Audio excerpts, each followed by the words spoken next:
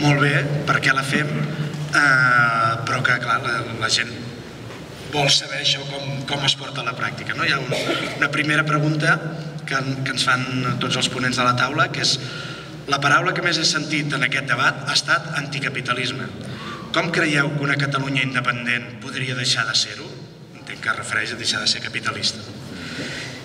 I n'hi ha una altra de força relacionada, que és: la societat està preparada per viure una desacceleració econòmica? Viure d'una manera més senzilla? Podria anar cap aquí. Després us plantejo una tercera que va en un altre sentit. Sí, començo, tot i que... Bé, doncs, com es podria fer? Home, jo desitjaria que ho féssim com més de pressa millor, però com més bé millor. Llavors, una cosa que a mi em sembla que seria fonamental i que la tenim en el procés constituent i també la tenen els de la CUP i els de... Esquerra no estic segura, el del deute, que seria això del deute, això que ara parlem del deute. Això què vol dir?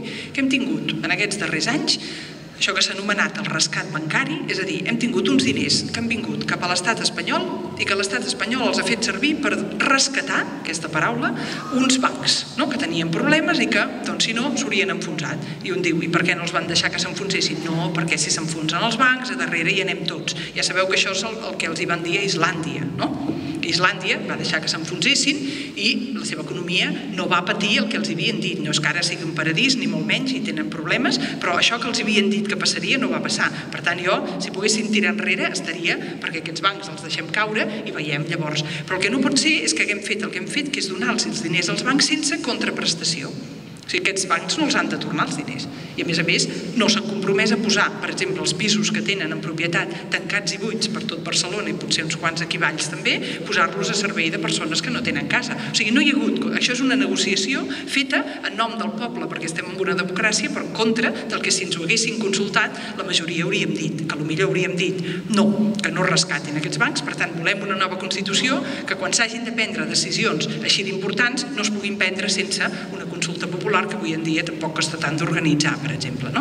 Doncs bé, aquests diners, penso que això potser ja ho sabeu tots, però per si de cas ho dic breument, sabeu que el Banc Central Europeu, els diners que dona per rescatar els països que tenen problemes, i això és perquè aquesta Constitució Europea, que va sortir que no, perquè França i Holanda van votar que no, però després es va fer una cosa que es diu el Tractat de Lisboa, que ara és el que regeix la Unió Europea, i el Tractat de Lisboa és el text mateix de la Constitució Europea, que el poble va votar que no, el que passa que li han tret lo de l'himne, i li han tret la bandera, i li han tret les coses simbòliques, però el contingut social, el contingut jurídic i el contingut econòmic d'aquest document és el mateix que la gent van dir que no, però ara li han dit Tractat de Lisboa en lloc de dir-li Constitució. I quina és la diferència? Que la Constitució l'ha de votar el poble i el tractat se l'han fet entre els parlamentaris. I per això ho han aprovat. Doncs bé, això que tenim, que es diu Tractat de Lisboa, permet el següent, permet que els diners que van sortir del Banc Central Europeu per rescatar, en aquest cas a Espanya, però el mateix va passar amb Grècia i el mateix va passar amb Irlanda, aquests diners no poden anar directament del Banc Central Europeu al país que té problemes. Han de passar per una entitat financera intermèdia. Primer els diners van del Banc Central Europeu a l'entitat financera intermèdia i després de l'entitat financera intermèdia a l'estat amb problemes, amb una diferència. Quan van del Banc Central Europeu a l'entitat financera intermèdia, l'interès d'aquesta transacció econòmica, l'interès és a l'1%. I quan van de l'entitat financera intermèdia a l'estat amb problemes, l'interès és del 6 o del 7%. És a dir, que en el rescat d'un estat amb problemes, d'una societat amb alarma social, en el rescat s'introdueix un mecanisme d'especulació econòmica. Què vol dir? Que algú s'ha enriquit d'això. S'ha enriquit de què? De que hi hagi un poble que està en precarietat, de que hi hagi una gent que no arriben a final de mes, de que s'hagi de rescatar un país. Doncs exactament això. I no s'ha enriquit un especulador perifèric, un d'aquestes persones que no tenen cor. S'ha enriquit perquè la nostra organització social així ho ha decretat, que això inclogui aquest enriquiment i aquesta especulació. Doncs bé, per tant, el primer que faria és eliminar, jo el primer que faria és començar els passos necessaris per començar-los amb tota la, diríem, el màxim que es pugui fer, i això ho han de dir, no? Els economistes, diguéssim, alternatius que es posin a estudiar-ho bé, però començar el que és la nacionalització de la banca. Jo crec, i aquesta és la meva opinió, que no tenim cap necessitat de tenir unes entitats bancàries que fan negoci amb el fet que tu els hi deixis els diners. Aquí, tradicionalment, ara per això s'hi dic la caixa, ja es confon perquè la caixa banc i tots els problemes de la caixa, però una caixa, jo estic completament a favor, jo crec que en el nou país anticapitalista hi ha d'haver diners i que aquests diners jo no tinc cap problema perquè hi hagi un lloc on tu els puguis anar a dipositar.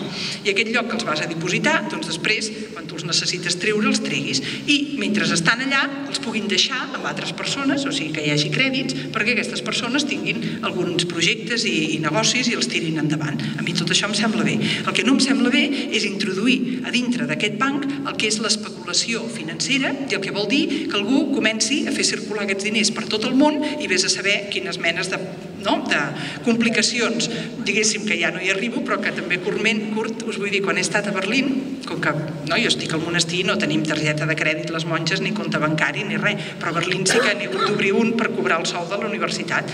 I el dia que vaig anar a obrir-lo, que vaig anar a un banc que es diu Berliner Bank, el banc de Berlín, perquè estava a Berlín i em van dir, sí, aquest està bé. Després m'he assabentat que aquest l'ha comprat el Deutsche Bank, o sigui que he tingut els diners al Deutsche Bank, que ja no m'agrada tant, però tots són més o menys. Però quan vaig anar a obrir el compte bancari em van fer seure allà i em van dir, miri, jo ara li explicaré tots els productes financers que li volem oferir. I jo ja volia sortir corrents perquè jo no anava a una botiga a comprar res, jo anava allà per necessitat pura i simple i no m'interessa i crec que a cap país li interessa, si pensa en la justícia social, no li interessa que hi hagi bancs que especulin amb els diners. Per tant, a Catalunya, com això es pot fer, no es pot fer de la nit al dia, però sí que si hi ha un canvi de manera que la intencionalitat sigui abolir la banca privada, doncs això es pot començar a fer passos en aquest sentit. No és fàcil en el context internacional, però un lloc del món on tenen gairebé en exclusiva aquesta banca que no és privada, que és pública, seria Uruguai per una sèrie de circumstàncies. No és que estigui prohibida la banca privada, però de fet la banca privada actua poc. Doncs potser això que estic explicant de l'anticapitalisme hauria d'haver començat per dir de dalt a baix no el farem, de dalt a baix no s'ha fet mai res bo, de dalt a baix s'han fet moltes coses, però sempre són en contra de la justícia social. Això, si ho fem de baix a dalt, si tenim això que necessitem, que és aquests debats, aquests espais on cadascú de vosaltres, amb tota la llibertat, i hagi votat al llarg de la seva vida el que hagi votat, digui, jo aquests arguments ara me'ls pensaré i després m'informaré també d'altres fonts, perquè no s'ha de tenir només una font, contrastaré tot això i després decidiré quina vull a partir d'ara que sigui la meva postura. Però això no es fa d'un dia per l'altre, però si tenim una base social que pren consciència de totes aquestes injustícies, de totes aquestes complicacions de dir-li llibertat al privilegi i de confondre tot això, i es posiciona políticament, pacíficament, contundentment de cara amb això, llavors no cal fer gaires prohibicions des de dalt. Es munta una banca pública i tothom treu els diners de la privada i la posa aquí. I ens direu quina entitat internacional ens pot prohibir això. Si nosaltres intentem directament començar a tancar els bancs, doncs hem de veure el que es pot fer, però pot ser una mica complicat. Però si la gent de base està convençuda de quina és la direcció que volem per la nostra societat, això ho podem fer perfectament d'una manera que, diríem, serveixi per evitar aquest col·lapse o aquesta debacle que alguns ens anuncien si volem canviar de veritat i radicalment el sistema econòmic. Això seria una de les coses que em semblen fonamentals per fer-ho. Una altra seria la d'auditar aquest deute que hem contret a Catalunya perquè formem part de l'estat espanyol que ha contret un deute en nom de tots els seus ciutadans.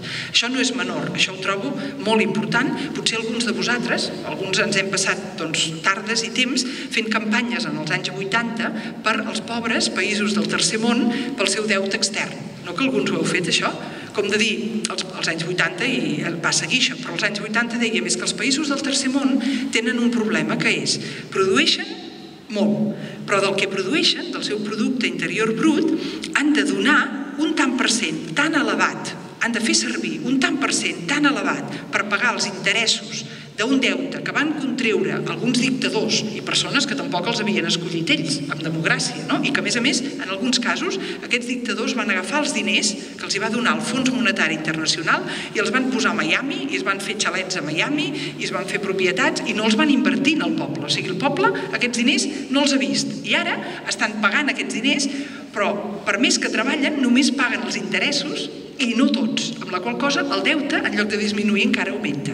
Que aquest mecanisme és conegut, no? Doncs això ho dèiem en els anys 80, que els hi passaven als pobres llatinoamericans. I ara és exactament on ens hem ficat. amb els dos peus i de quatre potes. Ara estem aquí. I si no ens traiem de sobre aquest deute, si no fem una auditoria ciutadana i ens adonem que la major part d'aquest deute es pot considerar deute il·legítim i tenim la base social per poder-ho fer, ens hem hipotecat per generacions i generacions. Per poder ser ja no un país anticapitalista, sinó mínimament un país viable, perquè no ens passi com a Grècia, perquè Grècia és independent, no? I com està? Doncs això, no, a nosaltres no ens passarà. Ah, no?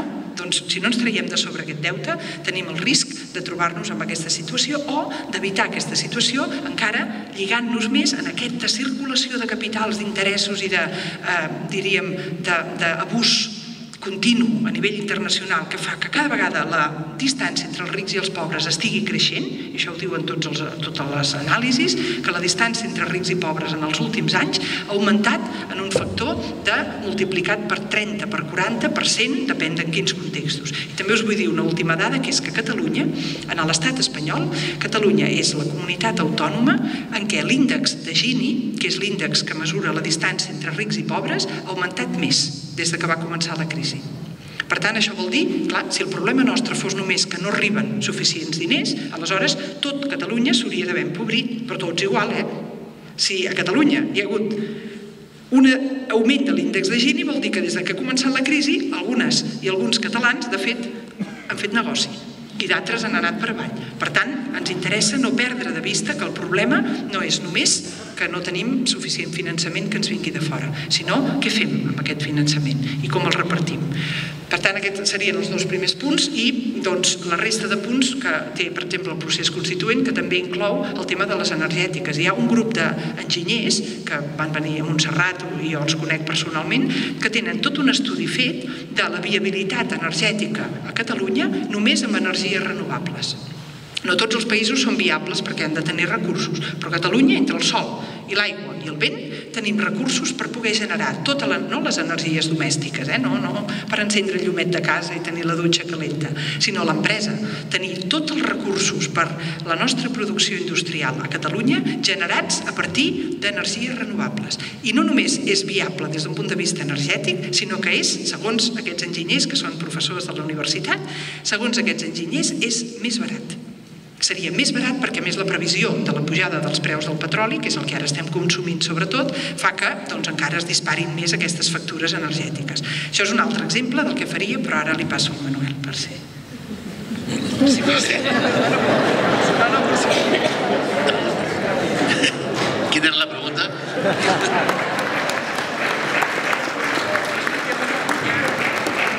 La pregunta, Marc, és sobretot com fem aquest procés del capitalisme que estem vivint cap a una societat postcapitalista, anticapitalista, com Catalunya pot viure en aquest nou marc. Suposo que és un tema que genera molts dubtes i ens plantegen això i si serem capaços de viure de forma més senzilla, com també segurament defensem. És que no tinc la més remota idea.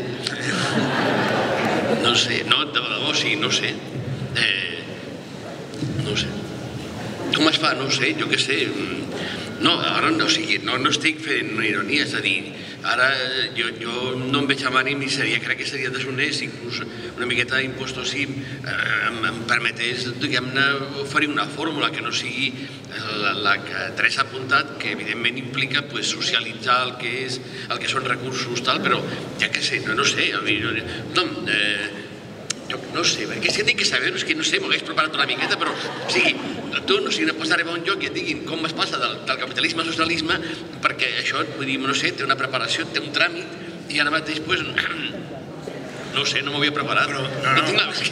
És que... Però, Manuel, que no tinc ni idea, que no sé. A més, si hi ha gent que ja ho té, diguem-ne, pensat, feina que t'estalvies. Ei, escolta'm, no estic ironitzant, O sigui, senzillament és que jo què sé, vull dir, no sé, hi ha gent que entén més que jo, que té plans i que té una idea de país, té una idea global i... Però sí que aquesta, és el que diu el Manuel, és... Clar, per què no m'ho diuen vostès? És la gran pregunta, però sí que en els últims anys, des de diferents organitzacions, apuntava la Teresa amb el procés constituent, però des de moltes altres, aquesta és la gran pregunta que s'intenta resoldre. I, per tant, definir un programa polític que està obert que està debatent-se, que s'està perfilant, però definir un programa polític per com fem aquesta mena de transició també... Però nosaltres tenim un programa polític? Clar que tenim. Programa polític. Clar que hi ha programa polític. L'altra cosa és que aquest programa polític t'ho resolgui tot i et doni la certesa de que tot serà fantàstic, de que tot anirà bé i de que no hi haurà problemes. Aquí busquin un programa polític, això... Ara és seriós perquè ara sembla que m'estigui fotent. Ho dic en Que sèrio, no, que confio plenament... No, és que o sigui, hi ha persones que tenen programes polítics i de les que me'n refio i a les que recolzo amb tot el meu entusiasme, però jo no soc, no ho sé, realment, no sé què és el que s'ha de fer. No, la Teresa ha apuntat els grans eixos. Ja està, crec que aquí fantàstic. És on hi ha més acord, no? En els eixos que ha plantejat la Teresa, no? Entre tota l'esquerra anticapitalista, el programa és on estem més d'acord. S'ha parlat de banca, que és un tema que compartim tota l'esquerra anticapitalista, la necessitat de nacionalitzar-la. Has parlat dels sectors bàsics, els sectors energètics que poden estar en mans privades. Però tot això és un procés. És difícil que l'endemà mateix que es consolidi una majoria d'esquerres al Parlament tot canviï, però comença a canviar. És un procés que acabarà culminant amb una Constitució que fixi el que pot ser i el que no pot ser i com no podrà ser fer negoci dels serveis bàsics que ens sustenten com a persones, com no podrà ser que es pugui fer negoci d'això, del moviment del diner, com està fent la banca, com no podrà ser que el deute sigui una llosa que impedeixi el benestar i el progrés d'una societat. Per tant, això ho definirem en una Constitució, perquè per sort ja tenim constitucions que han començat aquest procés, com bé explicava la Teresa, i que ens queden molt llunyanes, que són de realitats que sembla que no hi tinguem res a veure, però siguem prou intel·ligents per treure tot allò que les constitucions de Llatinoamèrica, els processos de revolució bolivariana que han existit, ens poden servir també aquí. Però a part hi ha un altre procés que entenem que hem de fer també individualment, localment, com a persones, que és també la voluntat d'anar-nos impermeabilitzant respecte al capitalisme. En aquests moments tenim a les nostres mans moltes eines per no estar presos de l'energètica de torn, que sabem els beneficis que fa anuals i en canvi com perjudica tant el medi ambient o que exerceix de lobby perquè no es pugui aplicar, per exemple, que es permeti que les persones amb risc d'exclusió no estiguin pagant les factures energètiques. Totes aquestes empreses, tu pots decidir no ser-hi del gran negoci energètic, tu pots decidir no ser-hi del gran negoci financer i bancari. Això tots nosaltres tenim l'oportunitat de fer-ho. I crec que tu pots decidir com consumeixes. I crec que aquí, personalment, també tenim un paper a fer d'anar-se allunyant cada vegada més d'aquesta lògica capitalista. I el gros, evidentment, és complicat, és complex, però entenc que és un procés que sempre hi ha una amenaça que t'intenten dir això, que te'n vas de pet a l'infern, que això ve a l'hecatombe si apostes per aquesta línia, però que també els últims anys està demostrant que això no és així. Els mercats financers, aquestes elits que controlen l'economia i per tant les nostres vides, potser ho tindran molt complicat per dir-li a un país de 7 milions d'habitants al cor d'Europa que no pot fer una aposta per un model diferent. No és tan fàcil que aquesta gent vinguin aquí i ens comencin a boicotejar la nostra decisió popular, la nostra aposta política. Segurament són molt atrevits en determinats països en vies de desenvolupament, però que vinguin al cor d'Europa a nosaltres a dir-nos que no podrem tirar endavant un programa d'impermeabilització respecte al capitalisme. Som 7 milions de persones vivint al Mediterrani. No ho tenen tan fàcil, ni les seves amenaces normalment es poden concretar com es pensa. En el cas d'Equador han tirat endavant moltes de les reformes que es plantegen aquí i ara, després de diversos anys amb una economia creixent, tots aquests han hagut de callar la boca i han hagut de dir, doncs ho estudiarem d'una altra manera perquè la fórmula que ha tirat endavant Equador té coses positives, no? Almenys no han pogut seguir dient això és un desastre, els països s'enfonsen si apostem per aquí, que no ens han enfonsat. És a dir, som capaços de tenir una vida més senzilla en un escenari que abandona el capitalisme, però si ja ens hi hem trobat amb una vida més senzilla, no sé vostès, però vaja, em sembla que la immensa majoria d'Europa estem vivint una vida molt més senzilla de la que vivíem fa 10 anys. Per tant, capacitat tota per viure més senzills, però també capacitat i aguant per poder tenir aquesta atenció amb els mercats financers, doncs la tindrem, perquè no ho tenen fàcil ells per condicionar-nos això. Per tant, no sé, tota la reflexió que has fet és això. Hi ha programes que s'estan debatent, però l'important és que els debatem al màxim de gent possible. No que sigui un tema que 4 erudits en un despatx ens defineixin un full de ruta. La realitat la sabem a nivell local. I d'aquí què passa amb l'aigua? Em sembla que la CUP, amb aquest temps que hi ha hagut els 3 diputats de la CUP, hi ha hagut coses que ens han explicat i que abans no ens les explicaven.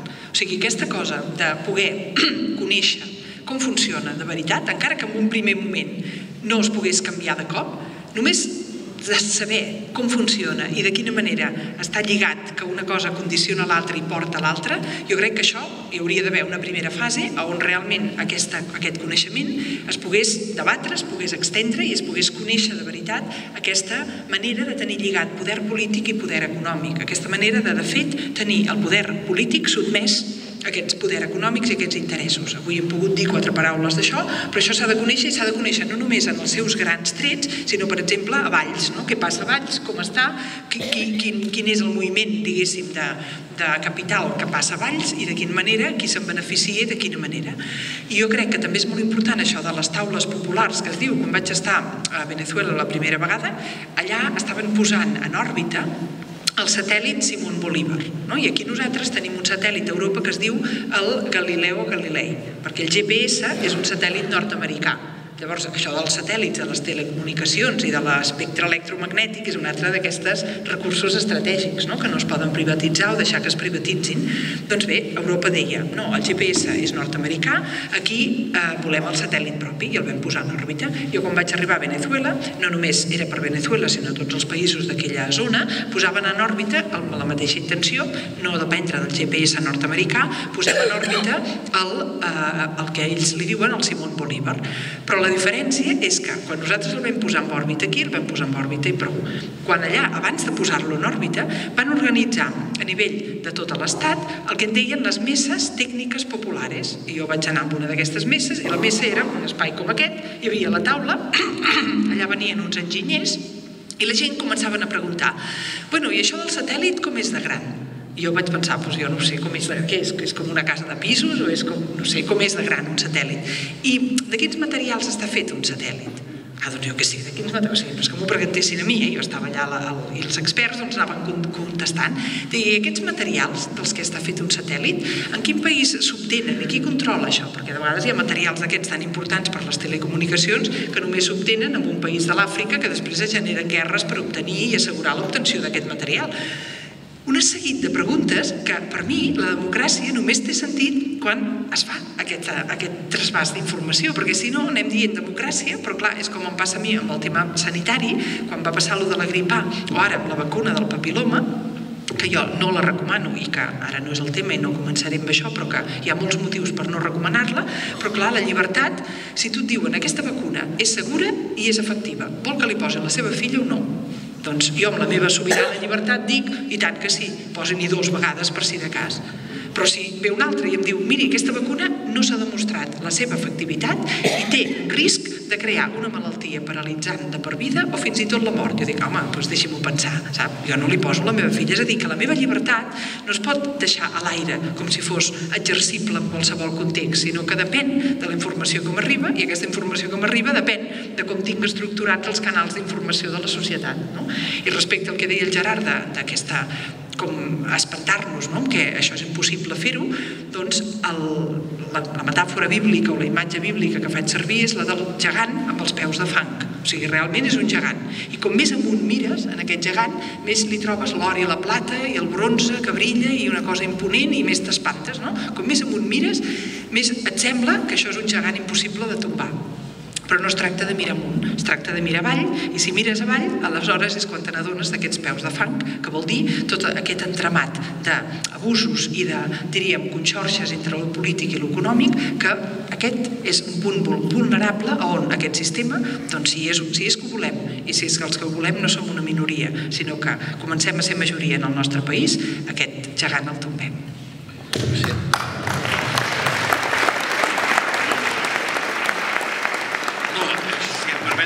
És que tinc el sentiment que no volia escapolir-me de la qüestió i, en tot cas, a veure, un aclariment. Jo ara estic dirigint un projecte de recerca sobre les apropiacions socials i les competències d'ús en els centres històrics d'Addis Abeba, Etiòpia, de Praia, a Cabo Verde i de Nouakchott, a Mauritània. Això pel tema urbà, que m'interessa molt. Per al tema religiós estic fent una cosa, perdoneu-me, que és interessant, sobre l'intent de sacrilegi del Sant Dubte d'Ivorra. Si volen que parli d'això, però no sé si seria pertinent. De veritat és que mai aconsegueixo que ningú em faci parlar dels usos del centre urbà d'Addis Abeba, i mira que és interessant, i el tema de l'estopa impregnada de la sang de Crist, del miracle d'Ivorra al segle XI, doncs no tenen sortida. I això és clar, però em fan parlar de política i jo intento, d'una forma o altra, contribuir a la causa i no em pregunteu bé a quina, perquè no ho sé, la causa és tal, que és el que he fet sempre i ja està.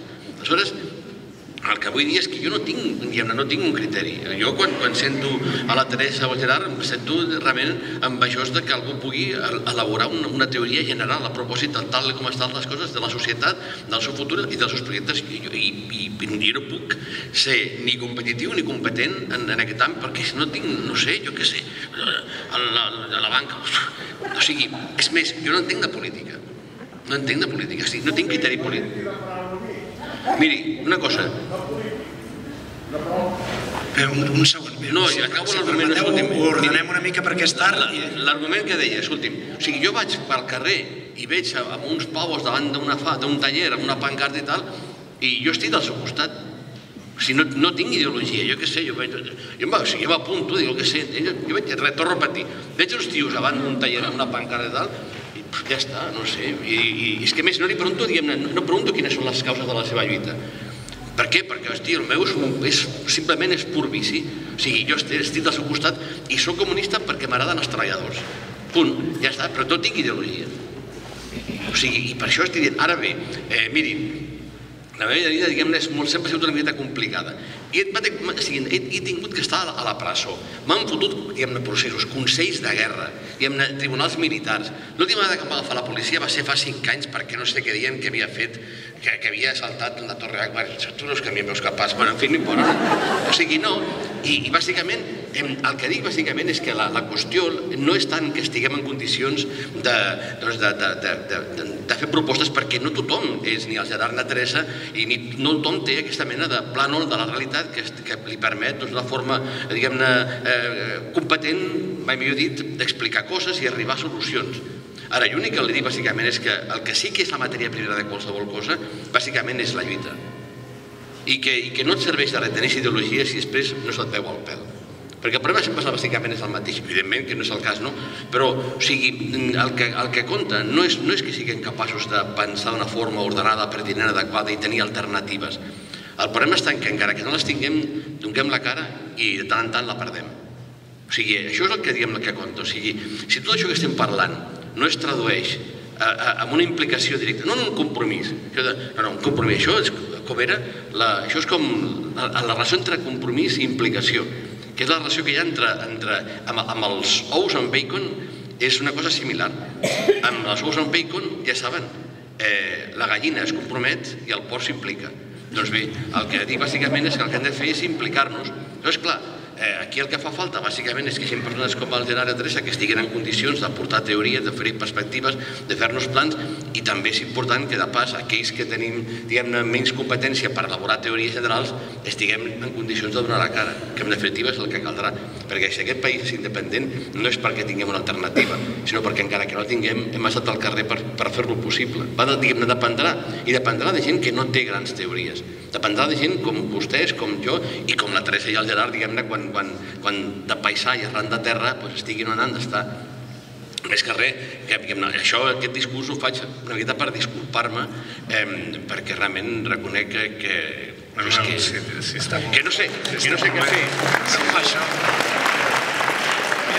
Són les 10, entenc que tothom té entre fred i gana. Hi ha una pregunta molt breu a la Teresa, que també és d'aquestes preguntes potser una mica irresolubles, que va dirigida a ella, que és com convèncer a la mobilització social que està al carrer que cal aprofitar la independència per fer un país més just i no esperar més. També és d'aquestes preguntes macro. I després em sap greu que hi ha la pregunta que no entenem, que és una persona que ha escrit sobre el PSAN, que encapçala la pregunta sobre el PSAN. No la sé llegir. Llavors, si la vol fer al micro, i tothom que vulgui parlar que aixequi la mà, ens interrompi també, si voleu dir el que vulgueu, perquè ara ja s'ha desmarxat una mica d'hora i tot plegat, i per tant ho podem fusionar. La primera, com comencem els que ja s'estan mobilitzant, que això ho hem d'aprofitar per un país més just, i la persona, si és que no ha marxat, que ha escrit sobre el PSAN. Doncs dic alguna cosa o... De la dirigida, la pregunta de la mobilització. Doncs amb això de la mobilització... A Sor Teresa li volia fer una pregunta. Doncs fem primer. S'ha parlat molt del valor de la Constitució. Fa un temps que es va imputar el senyor Vidal, el jurista Vidal, perquè havia fet un esbós de Constitució. El darrere no. Quin valor tindrà aquella Constitució si no hi ha hagut primer un Parlament i diferents opcions polítiques, no? Llavors és quan, per mi, té el valor la Constitució, perquè està disseminada pels polítics. I ara no sé qui l'ha fet, però em sembla que no és prou legal. Legal, i això ja ho van dir a Espanya, no? Però per nosaltres crec que tampoc és prou legal, perquè no hi ha la representació dels polítics. Doncs d'això el que li puc dir és que aquesta Constitució europea, que abans he dit que a Europa hi va haver dos països, França i Holanda, que van dir que no, però que n'hi va haver molts, com Espanya, que vam dir que sí, que vam votar que sí, encara que potser vostè i jo vam votar que no, però la majoria van votar que sí, de la Constitució Europea. Aquesta Constitució l'havia redactat un polític, Valéry Giscard d'Estaing, a l'Hotel Ritz de París, va redactar aquesta Constitució i després aquesta Constitució va ser ratificada en uns fòrums que no tenien res de populars. Llavors, és possible, perquè això està regulat, com deia, per la mateixa Constitució que diu com es pot fer una reforma o un canvi de Constitució, és possible que una persona individual redacti una Constitució i després això es ratifiqui. Però, evidentment, això no té res a veure amb la manera com a mi em sembla que s'hauria de produir el debat. Que podem tenir un document inicial que l'hagin fet un grup, però que sobretot aquests debats han d'estendre's per tot el territori perquè les persones no només entenguin què està dient la Constitució, que és una cosa òbvia, no?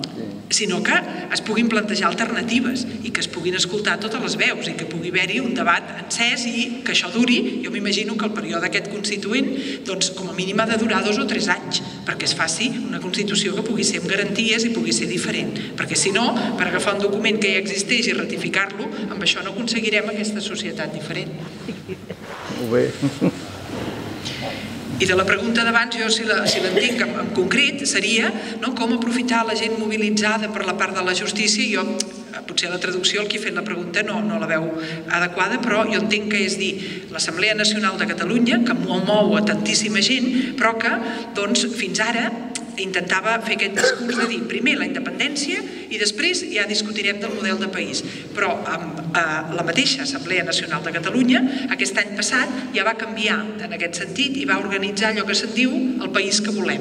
I llavors això ara ha quedat interromput pel tema del 9-N, però havien començat uns debats al Parc de la Ciutadella de Barcelona que es deien Àgora i que no tothom pot anar al Parc de la Ciutadella, però això es podien veure per internet i tu podies tenir accés, diguéssim, a aquests temes que es debatien i que era un intent de fer exactament això que demanàveu a la pregunta. És a dir, el que no es pot fer és improvisar i dir, tenim una vareta màgica, tenim un interruptor i ara, pam, ja posem consciència social. No, això demana temps i aquest temps és un temps de debats, de fòrums, de parlar-hi i cadascú ha de responsabilitzar-se de la seva participació.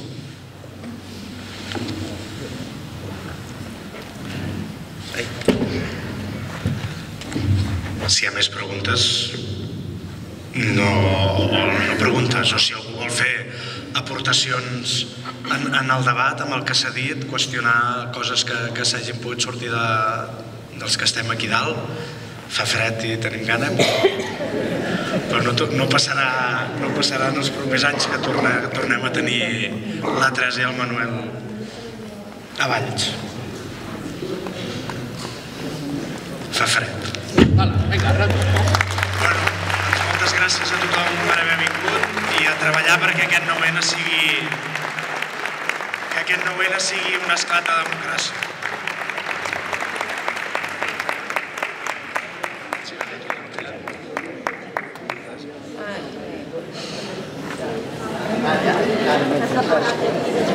Home, sí, clar, no podem pas deixar-ho així.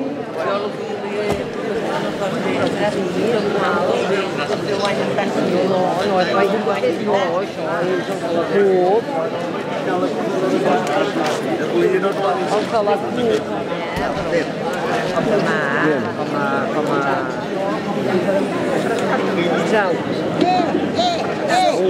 Maite, divendres que és Castanyada. Sí, és Castanyada. I ho pensava, dic, això ja és aquest divendres. Ai,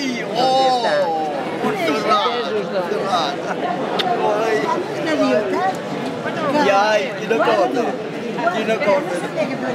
No vinc la Maria,